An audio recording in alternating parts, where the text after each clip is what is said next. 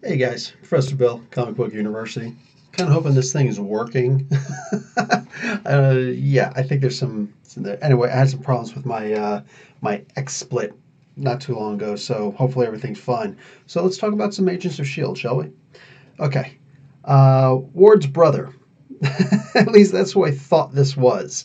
At the beginning, I'm just like, who is this freaking guy? You know, it's not like you remember Ward had the brother and all that, and I'm sitting here thinking, like, is this the same dude? What's going on? So yeah, no surprise, it's actually Werner von Strucker. Um, I was shocked to see him again, but I'm happy to see him again. I thought that he was just so underused the previous time that we saw him, and it's like, why do you not have this dude on here? Because he's kind of important, especially since we've got two the other von Strucker children over in the Fox TV show Gifted right now. So that's kind of a funny diaspora, yes.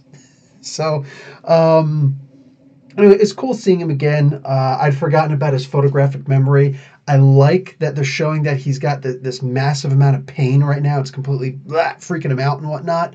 I'm digging that. I'm digging that about this character. He remembers everything, literally everything, all the beatings and all of it.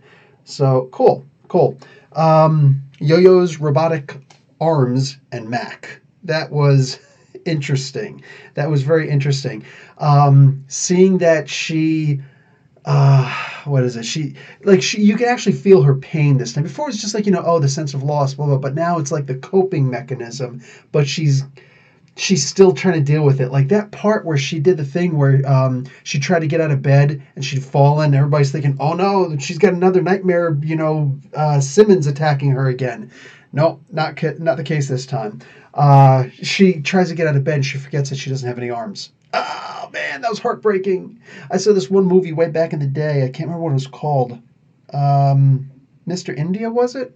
I think it was Mr. India. Anyway, it's an Indian movie and couldn't understand anything and there were no subtitles. But this one dude had lost his arms and then he's like laying there and he's like practically useless and his mother goes to try and lift something heavy and he was in a massive amount of depression. Then he gets up and he goes to he's like, I'll get that for your mom, and he's just standing there and it's like, you got no arms, dude. You think you're reaching out to help her and no you don't. So this kind of reminded me of that, and that was like a really heartbreaking moment, especially even if you don't speak the language they were speaking. Yeah, it was pretty wicked. So also her comment, like, you don't like robots. It's like, no, that's not what I don't like about robots. I don't like that they don't have a heart and anything. You got a heart. I was just, robotic arm. That's one thing, but and that makes sense. He wasn't ever really afraid of Coulson's robotic hand, right? There was nothing like that. So cool. I dig it. Oh, and later on, when Mac ends up going face to face with robots, he's like, "What does he say? I'm afraid of heights. I'm afraid of boats, and oh yeah, I'm afraid of robots too." Another chopping mall comment. I do like that they were involving cyber tech. They were talking about the Deathlock system again, especially since we just saw him in the previous episodes. So there's that. But the gravitonium, that was interesting that they brought up the gravitonium again because every so often they're bringing it up, especially with the previous storyline with the Lost in Space thing and whatnot. But this is cool. I'm still hopeful that I'm going to wind up seeing Graviton at some point, but at the same time, remember, Graviton is a ridiculously powerful dude. Graviton is about 10 times as strong as Magneto, if you could believe it. About 10 times as strong as Magneto. The trick is he can't use his powers nearly as well as Magneto can. So, just, yeah, which is why most of the time whenever he shows up, he's just like, okay, gravity storm. Because he doesn't know the finite, he's crazy. The dude's nuts. So, he might work. He might, but nah, I think that is good enough now. Unless all of a sudden the Avengers are going to show up. Then we can talk. But what else? Oh, this Murray Jackson dude, Candyman. That's cool. Somebody out of Max Past, and it looks like we are actually going to see him again. They gave that little hint, so I'm digging it. And I mean, they're going back to storylines that they'd had way back in the beginning of Agents of Shield, like first episode. So I'm comfortable. At first, it was always the idea of, like with Werner von Strucker. It's like, oh yeah, we're never going to see this cat again. You know what I'm saying? He's done. He's gone. This Alex guy. We're never going to see him again. And now we see him again. And certain little things like we'll go forever without seeing Deathlock, and all of a sudden, no, I'm right here, dude. It's cool. Like that's interesting because I don't know too many other TV shows. I don't watch too much TV. I just started watching the first 3 episodes of Jessica Jones today. Um, so I don't watch a lot of TV, a lot of movies, and all that. But I don't think there are too many TV shows or movies where they'll bring back characters that were gone previously. So yeah, that's kind of important. Like to me, that's kind of important. I like to see some sense of continuity. The trick is a lot of times these guys will disappear for so long that you don't remember them. And I don't think it would have been too hard to really show him and remind us exactly who he is instead of me waiting until like close to the very end of the show, well, the middle of the show at least, for me to realize, oh, that's the guy. Okay, cool. They also showed those 5 doctors. You remember that? That one scene they showed the 5 doctors come around? I can only read 3 of their names.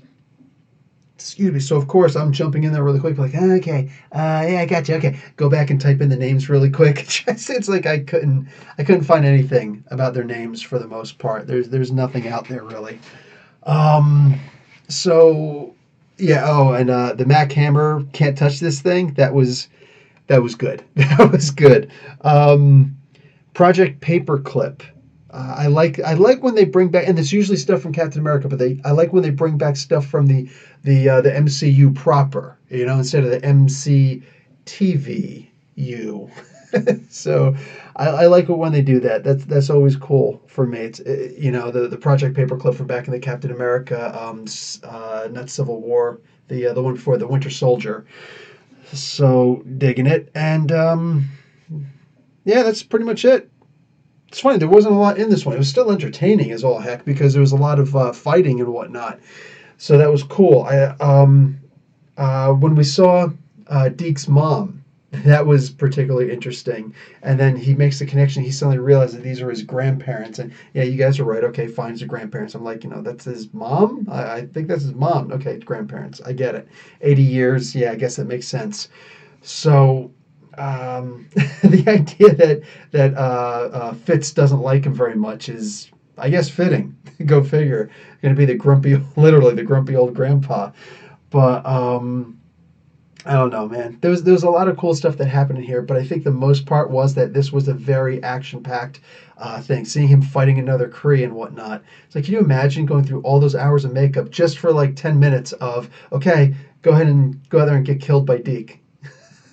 I love that he's like Star-Lord. That's perfect. Marvel sees what works and says, let's add a little something. And it's a perfect ad as far as I'm concerned. Last but not least, we get the robotic arms. That perfect, absolutely perfect. Like Mac thinks on his feet. You know what I'm saying? And I love that about his character. Also, if you guys are reading the comic books lately, you know what? I wonder if I can pull out a. If you guys aren't reading comic books, you don't know that they actually do full page ads for all these guys in the comic books. And there's a particularly good one this week for Agents of S.H.I.E.L.D. Let's see if I can find it really quick. But Mac proves that he is a provider. Like, what is a man if not a guy who provides for his family? Oh, cool. Found it. Just 3 pages in. Check it out. That's cool, isn't it?